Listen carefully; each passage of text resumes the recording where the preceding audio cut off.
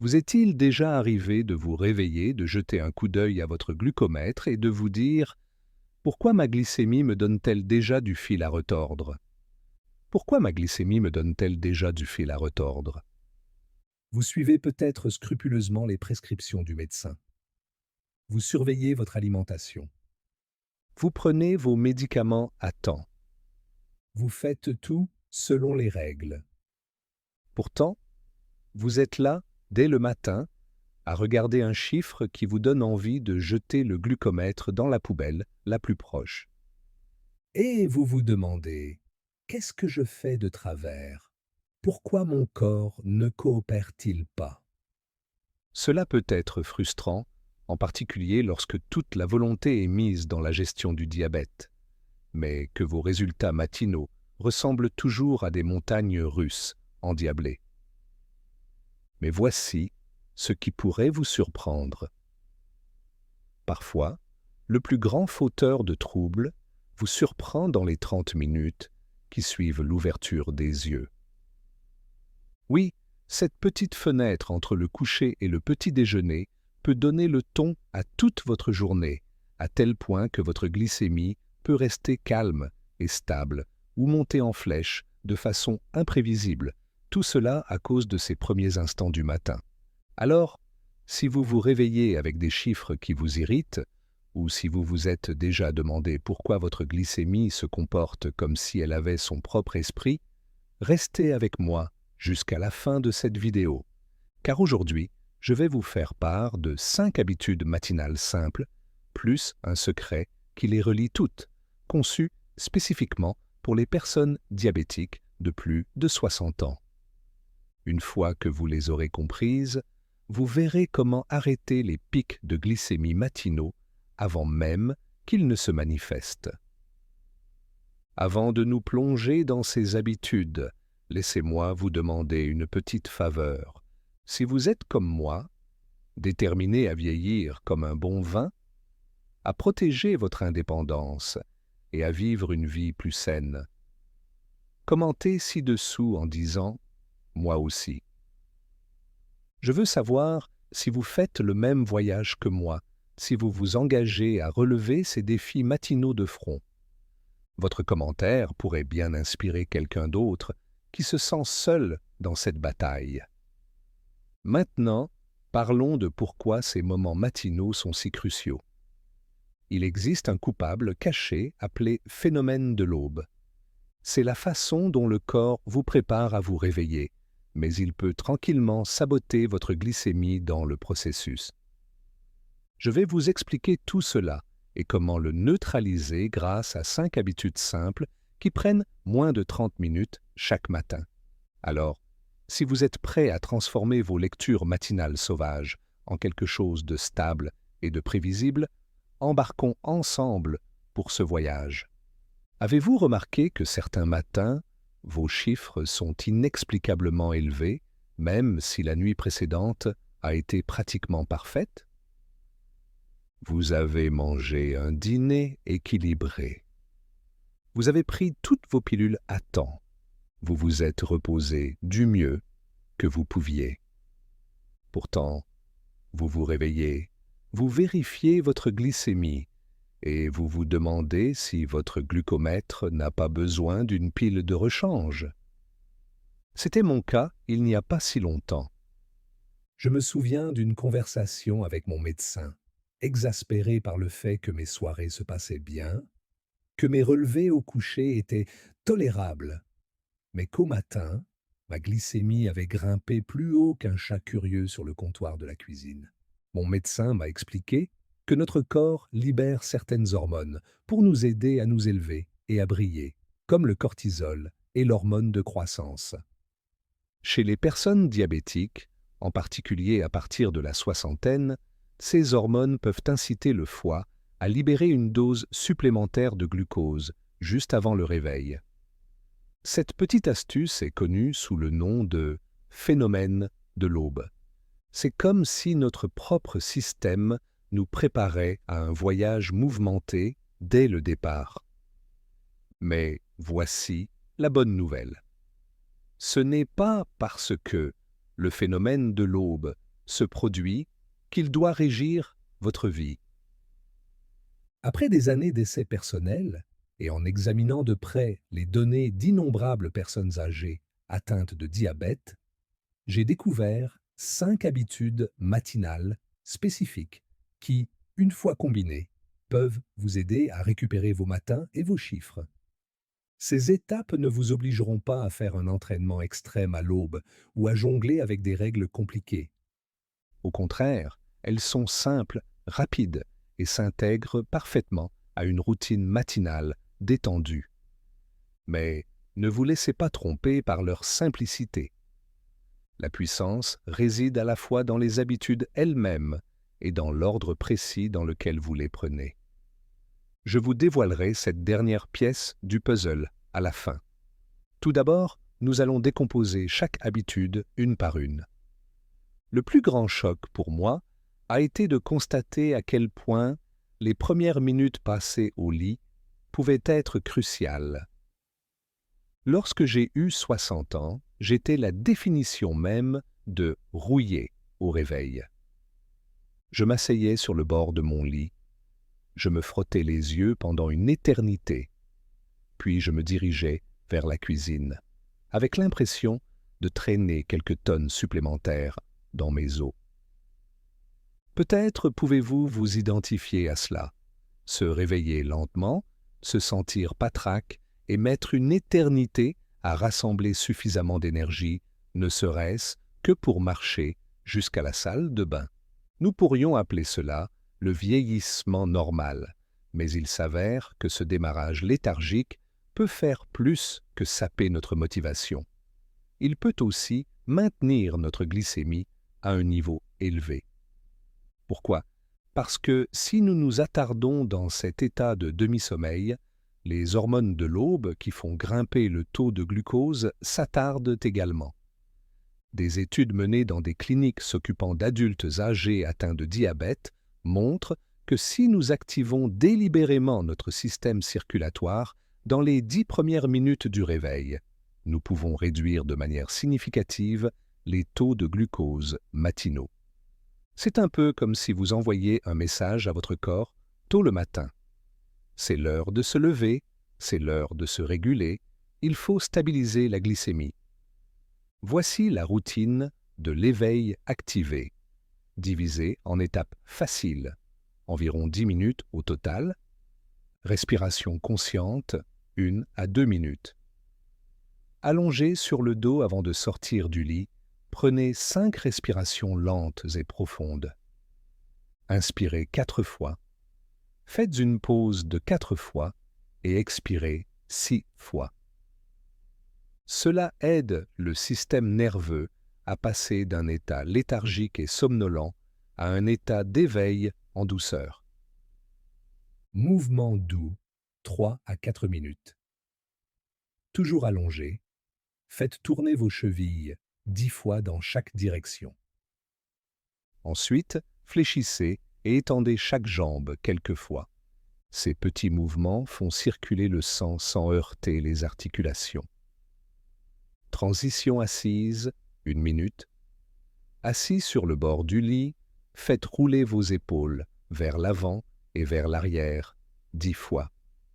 Cette étape permet d'éviter les vertiges et de réchauffer le haut du corps. Marche lente, 2 à 3 minutes. Une fois debout, promenez-vous dans votre chambre ou même dans le couloir à un rythme tranquille pendant quelques minutes. Il ne s'agit pas de faire de la marche rapide, mais juste de dire à votre corps « Nous sommes debout et il est temps de bouger ». Prenez exemple sur Maria, une femme de 68 ans qui a essayé cette méthode et qui m'a dit « Mon taux de glucose est passé de 180 mg par décilitre le matin à environ 145 mg par décilitre en seulement 2 semaines, sans rien changer d'autre. » Lorsque vous réveillez doucement votre métabolisme, vous donnez à votre corps une meilleure chance de gérer les étapes suivantes de votre journée. Voici une autre tactique qui semble presque trop simple pour faire la différence. Boire de l'eau. Vous vous dites peut-être, bien sûr que je bois de l'eau, mais la plupart d'entre nous finissent par se déshydrater pendant la nuit. Si vous dormez pendant 7 ou 8 heures sans rien boire, votre corps passe essentiellement par une période prolongée sans aucun liquide. Ajoutez à cela le fait que de nombreuses personnes âgées évitent de boire pendant la nuit pour éviter d'aller aux toilettes, et vous obtenez une recette parfaite pour une légère déshydratation au réveil. Qu'est-ce que cela a à voir avec la glycémie? Pensez-y de la manière suivante. Si vous dissolvez une cuillère de sucre dans un demi-verre d'eau, vous obtenez un produit assez concentré. Mais si vous mettez ce même sucre dans un grand verre d'eau, il est beaucoup plus dilué. C'est exactement ce que la déshydratation fait à notre circulation sanguine. Elle concentre les niveaux de glucose, augmentant artificiellement les relevés du matin. Voici un protocole simple d'hydratation intelligente que vous pouvez appliquer dans les 30 minutes qui suivent votre réveil. Après vous être assis et avoir effectué une brève activation corporelle, prenez un verre d'eau à température ambiante, ni glacé ni chaud, juste confortablement neutre. Vous éviterez ainsi tout choc pour votre organisme. Ajoutez des électrolytes facultatifs. Dans ce premier verre, une pincée de sel marin non raffiné et quelques gouttes de citron peuvent aider à remplacer les électrolytes perdus pendant la nuit. Il n'en faut pas beaucoup, juste assez pour permettre à vos cellules d'absorber le liquide. Formule de quantité. Une bonne règle de base est de viser environ 25% de votre apport quotidien total en eau au cours de la première demi-heure de la journée. Si votre médecin vous recommande environ 8 tasses, 2 litres, essayez de boire 2 tasses, environ 500 ml, avant le petit déjeuner, réparties sur les 30 premières minutes. Après votre première promenade et vos mouvements légers, buvez un autre verre d'eau plate, environ 15 minutes, avant de manger. Cela prépare votre corps à la digestion et aide à maintenir un taux de glucose stable en gardant votre volume sanguin bien hydraté. Prenons l'exemple de Don Roberto de Monterrey. À 72 ans, il a commencé à boire 2 tasses d'eau dès le matin. En l'espace d'1 mois, il a constaté que son taux de glycémie était passé d'environ 160 mg par décilitre à près de 140 mg par décilitre. Il a également indiqué qu'il avait plus d'énergie l'après-midi et moins de baisse de régime au cours de la journée. La conclusion est la suivante. Une bonne hydratation est comme de l'huile pour un moteur. Tout fonctionne mieux, de la circulation à la digestion, en passant par la régulation du glucose. Maintenant que votre corps et votre circulation se réchauffent, il est temps de parler nourriture. Le petit déjeuner peut être votre meilleur allié ou un saboteur secret. Pendant des années, j'ai cru qu'un petit déjeuner sain se résumait à un bol de céréales complètes, du lait écrémé, peut-être un fruit et un verre de jus de fruits à côté. Cela semblait inoffensif. Pas de sucre direct après tout. Pas de sucre direct après tout, n'est-ce pas? Puis j'ai découvert que ces aliments inondaient mon organisme de glucides rapidement digérés, faisant grimper mon taux de glucose à plus de 200 mg par décilitre. Parce que tous les glucides ne sont pas égaux et que tous les corps ne les traitent pas de la même manière, surtout après 60 ans. Notre métabolisme ralentit, notre sensibilité à l'insuline se modifie et il en résulte souvent une forte poussée de glucose après le petit déjeuner si nous ne planifions pas soigneusement notre alimentation. La American Diabetes Association a publié des lignes directrices qui mettent spécifiquement l'accent sur le contrôle glycémique du matin pour les personnes âgées. En bref, elle suggère de se concentrer sur des protéines de qualité, des graisses saines et des glucides à faible indice glycémique et, surtout, de faire attention à l'ordre dans lequel vous les consommez. Voici l'approche en 3 étapes que j'appelle la règle 40-30-30, pourcentage approximatif des macronutriments. Les protéines, d'abord, environ 40% du repas. Œufs brouillés, fromage blanc, yaourt grec sans sucre ajouté, une poignée d'amandes, toutes les sources de protéines maigres que vous aimez. Lorsque vous mangez des protéines à jeun, votre corps libère des hormones comme le GLP-1 qui renforcent la capacité de votre pancréas à gérer le glucose. Après quelques bouchées de protéines, ajoutez des graisses saines comme l'avocat, l'huile d'olive ou des graines de lin moulu et des légumes riches en fibres, épinards, poivrons, concombres. Pourquoi? Les graisses et les fibres ralentissent l'absorption des glucides, ce qui permet à la circulation sanguine de libérer du glucose de façon plus régulière. Si vous avez encore faim, vous pouvez ajouter une tranche de pain complet avec des graines visibles, une petite portion d'avoine ou un demi-fruit à faible teneur en sucre, comme une pomme verte ou une poire. Manger ces aliments après les protéines et les graisses permet d'éviter un pic brutal. Exemple de petit déjeuner. Option 1. 2 œufs brouillés, un quart d'avocat et une tranche de pain complète aux graines. Option 2. Un yaourt nature, non sucré, avec une cuillère à soupe de graines de chia et une poignée de baies. Option 3.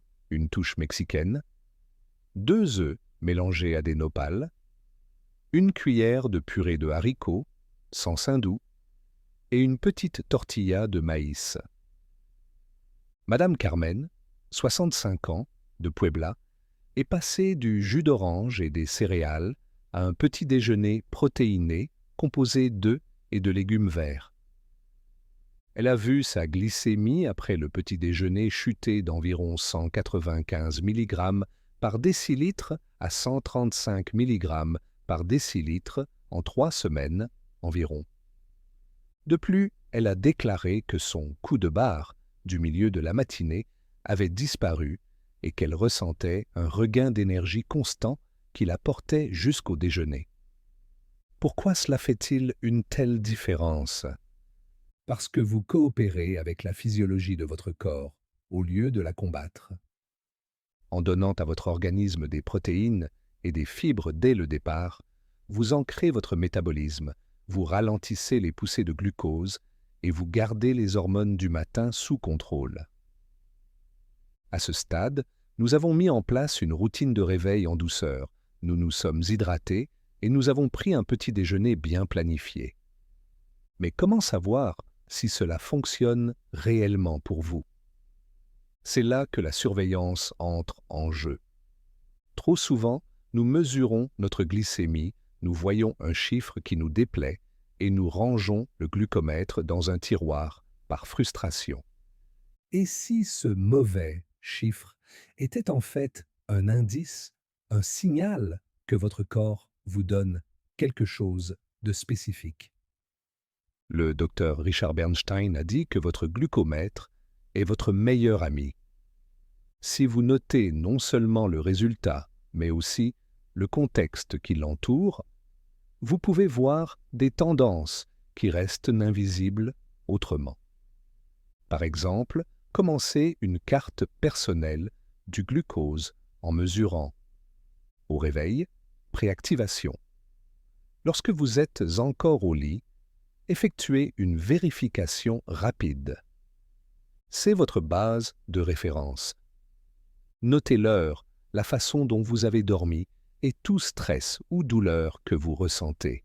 Après la routine d'activation, environ 10 minutes après vos mouvements doux, faites un nouveau test.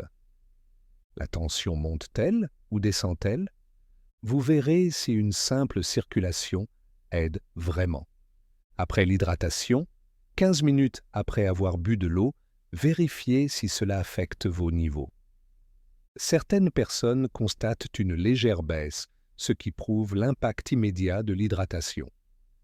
Après le petit déjeuner, 1 heure plus tard, cette mesure indique dans quelle mesure votre programme alimentaire fonctionne. Si vous constatez un pic important, vous pouvez ajuster la taille des portions ou le type de glucides. Surtout, notez toutes les circonstances pertinentes. Avez-vous dormi moins de 6 heures? Un rendez-vous chez le médecin ou des soucis financiers vous inquiètent-ils? Avez-vous fait quelque chose de différent pour le dîner de la veille? Ces pièces du puzzle se rejoignent. Par exemple, vous pourriez remarquer que lorsque vous dormez mal, vos résultats augmentent de 20 à 30 points. Ou encore, qu'une collation salée en fin de soirée entraîne une hausse des résultats le matin. C'est ainsi que vous découvrirez vos propres déclencheurs. Sans surveillance intelligente, vous volez à l'aveuglette, espérant que votre routine matinale fonctionne sans données réelles pour l'étayer. Avec une surveillance intelligente, vous êtes comme un détective qui recueille des indices pour résoudre l'énigme des schémas glycémiques uniques de votre corps. Le stress, un seul mot qui peut faire des ravages sur votre santé, en particulier lorsque vous gérez votre diabète. Vous pensez peut-être aux factures, aux problèmes de santé ou à l'imprévisibilité de la vie en général. Croyez-moi, c'est normal. Mais la grande surprise est de voir comment le stress se traduit directement par des niveaux de glucose plus élevés. Lorsque nous sommes anxieux, le corps produit du cortisol, qui incite le foie à libérer davantage de sucre dans le sang, comme un système d'alarme qui n'aurait pas reçu la note indiquant que vous êtes en sécurité à la maison. Une étude menée à l'université de Stanford a suivi des adultes âgés atteints de diabète et a révélé que ceux qui pratiquaient une technique simple et brève de réduction du stress le matin voyaient leur glycémie se stabiliser de 18% et diminuer de 25% en moyenne par rapport à ceux qui ne pratiquaient pas cette technique. Une courte technique peut littéralement arrêter la réaction en chaîne stress, cortisol, glucose. Voici comment appliquer ce que j'appelle le calme activé en seulement 5 minutes. Exercice de respiration, 2 minutes. Asseyez-vous confortablement ou restez sur le bord de votre lit après le réveil. Inspirez à 4 reprises. Retenez votre souffle pendant 4 secondes et expirez pendant 6 secondes. Répétez l'exercice environ 8 fois. Ce rythme respiratoire aide le corps à passer en mode repos et digestion, ce qui permet de maîtriser le cortisol. Scan corporel, 2 minutes. Fermez doucement les yeux et imaginez que vous vérifiez chaque partie de votre corps, de la tête aux pieds. Chaque fois que vous ressentez une tension, peut-être au niveau des épaules ou du bas du dos, faites une pause, respirez et laissez cette zone se détendre. Gratitude spécifique, 1 minute. Nommez 3 choses pour lesquelles vous êtes reconnaissant, qu'elles soient petites ou grandes. Il peut s'agir de la chaleur de votre couverture, de la voix d'un être cher ou d'un repas savoureux prévu pour le déjeuner. La gratitude déclenche la libération de sérotonine qui combat les hormones du stress et maintient un état d'esprit positif. Voici Elena, une habitante de Veracruz, âgée de 71 ans, qui avait l'habitude de se réveiller agitée, pensant à tout ce qui pouvait mal se passer dans sa journée. Après avoir ajouté ces 5 minutes de calme, sa glycémie à jeun est passée d'un taux angoissant de 200 mg par décilitre à un taux plus confortable de 150 mg par décilitre, et elle est restée beaucoup plus stable. Selon elle, la plus grande récompense a été de sentir qu'elle avait repris le contrôle de ses émotions et de son corps. Nous avons examiné 5 habitudes. L'éveil activé, hydratation intelligente, petit déjeuner stratégique. Surveillance intelligente, calme activé. Mais devinez quoi? Il y a un secret. Il ne s'agit pas de 5 tâches distinctes dispersées au hasard. Après des années d'expérimentation personnelle et après avoir observé des centaines de personnes âgées mettre ces étapes à l'épreuve, j'ai constaté à quel point l'ordre peut changer les résultats. Parfois, en faisant une différence de 30 à 40 points dans les relevés de glycémie en milieu de matinée. Pensez-y. Votre corps est un système harmonieux et chaque étape que vous franchissez prépare la suivante. Si vous calmez votre esprit avant de vous lever, vous évitez de déclencher des hormones de stress. Si vous effectuez votre routine circulatoire douce avant de vous hydrater, vos cellules deviennent plus réceptives à l'eau. Si vous prenez des mesures à intervalles précis, vous apprenez comment chaque étape affecte votre glucose. Permettez-moi de vous présenter la séquence optimale, une symphonie matinale, qui peut faire de votre journée un succès ou un échec. Première minute, respiration consciente, partie du calme activée. Avant même de vous coucher, prenez vos 8 premières respirations profondes. Schéma 4-4-6. Cela permet d'abaisser immédiatement le taux de cortisol. Deuxième minute. Mesure du glucose. De base. Juste après ces respirations apaisantes, mais avant de sortir physiquement du lit, mesurez votre glucose. Vous disposez ainsi d'une véritable base de référence avec un minimum de mouvement ou d'interférence du stress. Minute 3-12. Routine d'éveil activée. Faites rouler vos chevilles, fléchissez vos jambes, redressez-vous doucement, haussez les épaules, puis faites une promenade courte et facile dans votre chambre. Minute 13. Premier verre d'eau.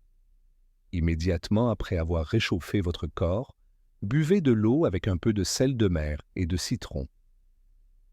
Comme votre sang est pompé, l'hydratation parvient plus rapidement à vos cellules. Minute 18.